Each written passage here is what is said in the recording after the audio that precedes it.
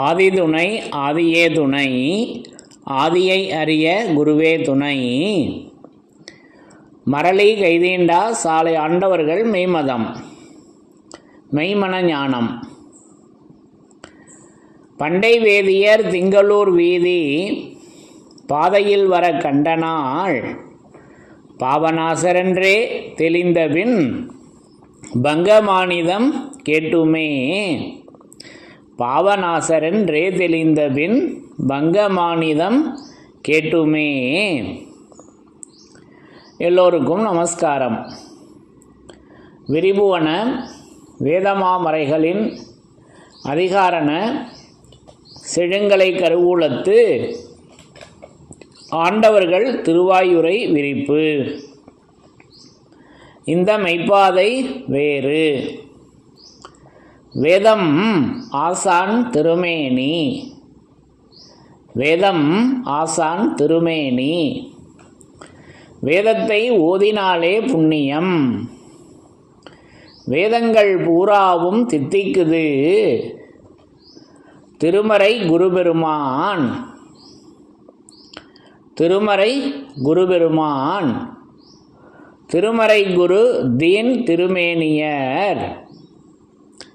வேத ஏட்டில் எழுதியுள்ளதை படிப்பதன் பயன் இறைவனை காண்பதுதான். தலைவன் தன்னை அறிந்தவனே குலத்தோன் என்று திருவேதம் உமக்கு உரைக்கச் சொன்னது எம்மை என்ற நமது தெய்வமோர்களின் உத்தரவின்படி நமது தெய்வமோர்கள் பிரம்மோதய மெய்வழிச்சாலை ஆண்டவர்கள் மாறாதிருக்க வந்த மறையோன் சொரூபமாக, மாறாதிருக்க வந்த மறையோன் சொரூபமாக, மறையோன் சொரூபம் அது என்றும் இருக்க வந்த ஈசன் சொரூபமாக, அந்த ஈசன் சொரூபம் திருமறையாக, திருமறை குருபெருமானாக, திருமறை குரு, திருமறை குரு தீன் திருமேனியராக, அந்த பரிசுத்த ஆவியாக எப்பவும் அவர்கள் விளங்கி கொண்டு இருக்கின்றார்கள்.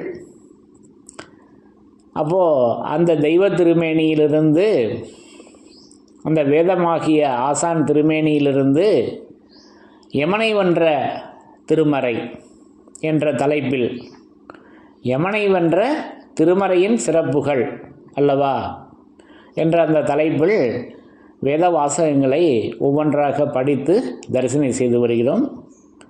அதன்படி இந்த பதிவிற்காக, இன்றைக்கு இந்த பதிவிற்காக நான் எடுத்துக்கொண்ட திருவாக்கியம் நம்முடைய திருவருட்குரல் யமன் படர் அடிபடு கோடாயுதக்கூர் திருவருட்குரலிருந்து ஒரு திருவாக்கியத்தினை எடுத்துக்கொண்டேன்.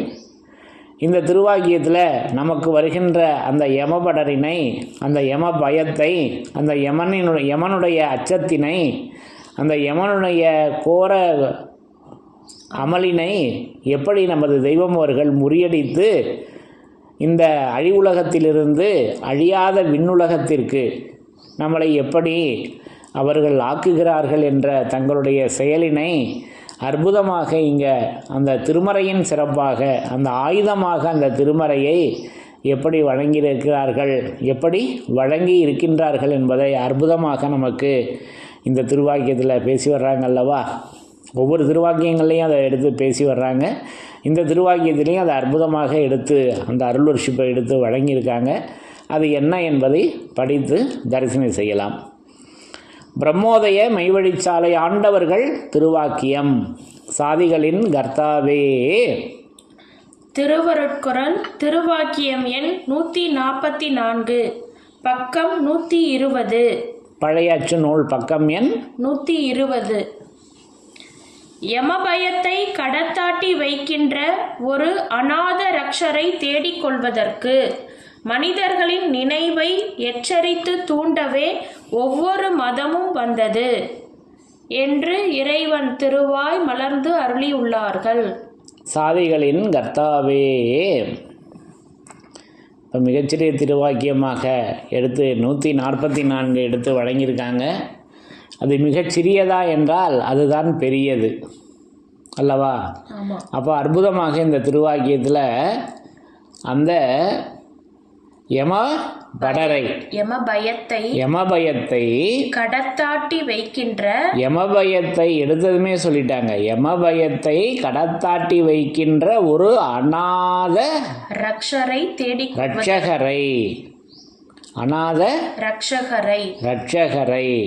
அப்போ அந்த அநாத ரட்சகராக நமது தெய்வம் அவர்கள் அன்றைக்கு தூல திருமேனியில் விளங்கி கொண்டு இருந்தார்கள். இன்றைக்கு வேத திருமேனியில் அவங்க எப்பவும் விளங்கி கொண்டு இருக்காங்க. ஏன்னா அவர்கள் என்றும் உள்ளவர் அல்லவா. என்றும் உள்ளவரை சேர்வோம் என் பிறவியரே வாரேன். அப்போ அந்த திருவாக்கியத்தை படிங்க. யமபயத்தை கடத்தாட்டி வைக்கின்ற ஒரு அநாத ரட்சகரை தேடிக்கொள்வதற்கு மனிதர்களின் நினைவை எச்சரித்து தூண்டவே ஒவ்வொரு மதமும் வந்தது. அப்போ அந்த ரட்சகர், அப்போ அந்த அநாத ரட்சகர், அந்த ரட்சகர் அநாத ரட்சகர் அவர் என்ன பண்ணுறாரு? அவருடைய செயல் என்ன? நமது தெய்வமர்களின் செயல் என்னன்னா அந்த யமபயத்தை கடத்தாட்டி வைக்கின்ற செயலை செய்கிறார்கள். எவ்வளவு நேராக ஒரே வரியில் சொல்லிட்டாங்க. அப்போ யமபயத்தை, அப்போ அந்த பயம், அப்போ இந்த பயத்தை இந்த மாசை சங்காரம் செய்து அந்த நித்தியனோடே சுகித்திருக்கும் பரமானந்தத்தில் உன் மனதை ஏற்றுமே, அந்த நித்திய விளக்கத்தில் உன்னை புகுத்தி மகிழ வைக்குமே, அதுதான் நிஜமான அறம் என்று 205வது திருவாக்கியம் நமக்கு எடுத்துரைக்கிறது. அப்போது அந்த பயம், அப்போது எனக்கு பயம் எதன் மேலே இருக்குன்னா உலக வாழ்க்கையில் தான் பயம் இருக்கே தவிர விஞ்ஞான வாழ்க்கையில் எனக்கு இருக்கான்னா எனக்கு இல்லைங்க. நீங்களாம் எப்படியோ, எனக்கு விஞ்ஞான வாழ்க்கையில் பயமே இல்லை. உலக வாழ்க்கையில் மட்டும் பயம் இருக்குது. அப்போ இங்கே விஞ்ஞான வாழ்க்கையில் அந்த பயத்தை அதை கடத்தி வைக்கிறாங்க அல்லவா. இப்போ நம்மளுடைய பிள்ளைகள் ஏதாவது ஒரு பயப்பட்டாங்க, ஒரு தடுமாற்றம் வந்துச்சு அப்படின்னா அவர்களுக்கு நம்ம ஆறுதல் கூறி அவர்களுடைய மனதை தேற்றுறோம் அல்லவா. அதை போல் நமக்கு விஞ்ஞான வாழ்வில் நமது தெய்வம் அவர்கள் அந்த யமபயத்தை கடத்தி வைக்கிறாங்கங்க. இப்போ நமக்கு தந்தையாக அவங்க விளங்கி கொண்டிருக்காங்க. அந்தமே சிந்தை பதிந்த சந்தன கந்தம் கமழும் எந்தை முனி தந்தை தந்தையே. அந்த தந்தையாக உலக மக்கள் அனைவருக்கும் அவர்கள் தந்தையாக விளங்கி கொண்டு அந்த யமபயத்தை கடத்தி வைக்கின்ற அந்த அநாத இரட்சகராக நமது தெய்வம் அவர்கள் எப்பவும் விளங்கி கொண்டிருக்கிறார்கள். அப்போ அநாத இரட்சகர், அநாதை. அப்போ அநாதை என்றால் நம்ம உலக வாழ்க்கையில் கேவலமாக சொல்லுவோம், தரமாக, அதாவது தாழ்மையாக சொல்லுவோம், அநாத பயலே அப்படின்னு. அப்பா அம்மா கூட பிறந்தவங்க யாரும் இல்லைன்னா அநாதை அப்படின்னு நமக்கு தெரிஞ்ச பாஷை பொருள் அதுதான். அப்போ இங்கே அநாதை என்பது அது ஓசை ஒளியெல்லாம் ஆனவரே ஒத்தையாய் என்னாலும் உள்ளவரே. அவங்க ஒத்தையாக விளங்கி கொண்டிருக்காங்க அல்லவா, அது அநாதை தானே. ஒத்தையாக இருந்தால் அது அநாதை. அப்போ அவர்களுக்கு சமம் அவர்களே. நமது தெய்வம் அவர்களுக்கு சமம் யாரு? நமது தெய்வம் அவர்கள் தான் அல்லவா. அப்போ அப்படி அந்த பொருளில் நம்ம எடுத்துக்கணும். அப்போது அது அநாதை. அப்போ இது இங்கே உயர்த்தி பேசுவது, விஞ்ஞானத்தில் அது உயர்த்தி சொல்லுகின்ற வார்த்தையாக அதை நான் எடுத்துக்கொள்கிறேன். அப்போது அது அநாதை, அது அநாத ரட்சகர். அப்போ ரட்சகர், இப்போ இயேசு ரட்சிக்கின்றார், அது அதிகமாக உபயோகப்படுத்துகின்ற வாசகம் அந்த கிறிஸ்துவ மதத்தில் தானே அதை ஏற்படுத்தி வைக்கிறாங்க. இயேசு ரட்சிக்கின்றார் என்றெல்லாம் நம்ம கேள்விப்பட்டிருக்கோம் அல்லவா. அப்போது அந்த ரட்சகராக நமது தெய்வம் அவர்கள் அவங்க தானே அன்றைக்கு அவதாரம் எடுத்து வந்தது அல்லவா. அப்போ இன்றைக்கு அவங்க பிரம்மோதய மெய்வழி சாலை ஆண்டவர்களாக 10 அவதாரத்தின் கடைசி அவதாரமாகி அந்த கல்கி அவதாரமாக நமக்கு வந்திருக்காங்க. யாரும் பெற்றறியாத அரியதவ திருநாமமாகிய அந்த சன்னதத்தை பெற்று வந்திருக்காங்க. இப்போ எப்பேற்பட்ட தவ வல்லவம். அப்போ அவங்களும் இன்னைக்கு ரட்சகராக அவங்க விளங்கி கொண்டிருக்காங்க. அப்போ அந்த ரட்சகர் யார்? அந்த ரட்சகர் தானே யமபயத்தை கடத்தி வைக்குது. அப்போ அதை வந்து நமக்கு இதே திருவருட்குறளில் 113வது திருவாக்கியத்தில் பேசி வர்றாங்க, உன் ரட்சிப்புக்குரிய. அப்போ அந்த ரட்சகர் எப்படி நம்மளை ரட்சிக்கிறாங்க, அது ரட்சிப்பினுக்கு அணுவாகவும் பட்சிப்பினுக்கு அகண்டாகாரமாகவும் என்றெல்லாம் ஆன்மீகத்தில் ஜீவசிம்மாசன பருவத்தில் பேசி வர்றாங்க. அப்போ இங்கே வந்து நமக்கு அந்த 113வது திருவாக்கியத்தில் உன் ரட்சிப்புக்குரிய அந்த தேவ ரகசிய செயலே, அது வேத ரகசிய செயலே இங்கு வாக்கியமாக இறக்கப்பெற்றிருக்கிறது. அதை உன் செவியில் வாங்கி சிந்தித்து பிறரிடம் பேசுவது தவத்தை காண எத்தனையோ மடங்கு அதீதமான உன்னதம் உடையது என்று அந்த அநாத ரட்சகரை நமக்கு நேராக தானே வழங்கியிருக்காங்க. அது திருவாக்கியமாக விளங்கி கொண்டிருக்கிறது. அது அல்லவா யமபடர் அடிபடு கோடாயுத கூர், அது திருவருட்குறளாக அது தலைப்பு நாமத்திலே வச்சுட்டாங்களே. ஆக இப்படி அல்லவா அந்த யமபயத்தை கடத்தி வைக்கின்ற அநாத ரட்சகரை என்ன செய்யுது, மதம் எதற்கு வந்ததுன்னு பேசி வர்றாங்க. மனிதர்களின் நினைவை எச்சரித்து தூண்டவே, முதல்ல இருந்து படிங்க. யமபயத்தை கடத்தாட்டி வைக்கின்ற ஒரு அநாத ரட்சகரை தேடிக்கொள்வதற்கு, அந்த அநாத ரட்சகரை தேடிக்கொள்வதற்கு மனிதர்களின் நினைவை. அப்போ அநாத ரட்சகரை தேடிக்கொள்வதற்கு என்று நம்ம இதுவரைக்கும் தூலத்தையே நம்ம வெளியில போய் தேடிக்கிட்டு இருந்தோம். மெய்யான குருபிரான் எங்க இருக்காங்க அப்படின்னு. அப்போ அதுவா? அப்போ அவர்கள் தான் வந்து தங்களை அப்படியே வேதமாக இறக்கி வச்சிருக்காங்களே. அதுதானே இப்போ 113வது வாக்கியத்தில் திருவாக்கியமாக தரிசனம் செய்தோம் அல்லவா?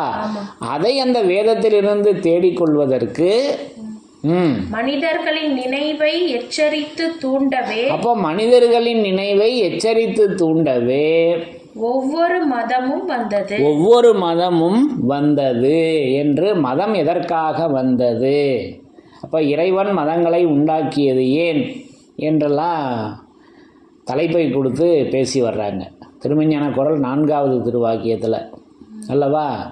அப்போது அதில் வந்து பேசி வர்றப்ப மதம், அப்போ அந்த மதம் இந்த மனிதர்களின் நினைவை எச்சரித்து தூண்டவே ஒவ்வொரு மதமும் வந்தது. அப்போ அந்த மதம் எப்படி இருக்கிறது என்றால், அதை நமக்கு 4வது திருவாக்கியம் திருமஞான குறளில் பேசி வர்றாங்க. இறைவன் மதங்களை உண்டாக்கியது ஏன் அதில் பேசி வர்றாங்க. இப்படியே மண் தண்ணீர் காற்று முதலிய அனைத்தும் எல்லோருக்கும் ஒரே மாதிரியாக இருக்க, மண் தண்ணீர் காற்று இவையெல்லாம் எல்லோருக்குமே ஒரே மாதிரி தானே இருக்கு. அப்படி இருக்க இறைவனால் உண்டாக்கப்பெற்ற வேதமும் மதமும் வேறு வேறாகவா இருக்கும்? அங்கதான் சூட்சுமம் இருக்கு. இப்ப இறைவனால் உண்டாக்கப்பெற்ற வேதமும் மதமும் அது இரண்ட பேசி வர்றாங்க. அது இரண்டும் ஒன்றே. அப்ப இறைவனால் உண்டாக்கப்பெற்ற வேதமும் மதமும் வேறு வேறாகவா இருக்கும்? இல்லை, அது ஒன்றாகவே விளங்கி கொண்டிருக்கின்றது. இது மட்டுமா? திருவல்லிக்கேணி பிரசங்கம் 6வது திருவாக்கியம், சகல மதங்களின் உண்மை எது கேட்குறாங்க. மதம் எதுக்குப்பா வந்துச்சு கேட்குறாங்களே. அந்த மனிதர்களின் நினைவை எச்சரித்து தூண்டவே ஒவ்வொரு மதமும் வந்தது 144. அப்போ அந்த மதம் எதற்கு வந்தது? அதனுடைய உண்மை என்ன? சகல மதங்களின் உண்மை எது? நிறையான திசையாகிய சாவுடைய நேரத்திலே பரிசுத்த அடையாளம் யாருக்கு இருக்கிறதோ அவர்கள்தான் தங்கள் வேதத்தில் மதத்தில், பாருங்க ரெண்டையும் கொடுத்துட்டாங்களா சேர்ந்து. அவர்கள்தான் தங்கள் வேதத்தில் மதத்தில் சார்ந்து இருந்தவர்கள் என்று வேத சாட்சியோடு நிரூபணை ஆகிறது. அப்போ அவ்வை பிராட்டியார் சொல்லுவாங்க, ஞானமும் கல்வியும். அப்போ ஞானம் வேற கல்வி வேற அல்ல. அந்த கல்விதான் ஞானம், ஞானம்தான் கல்வி. அதை போல ஒன்றாக காண்பதுவே காட்சி. இங்கே நமக்கு அந்த வேதம்தான் மதம், மதம்தான் வேதம்.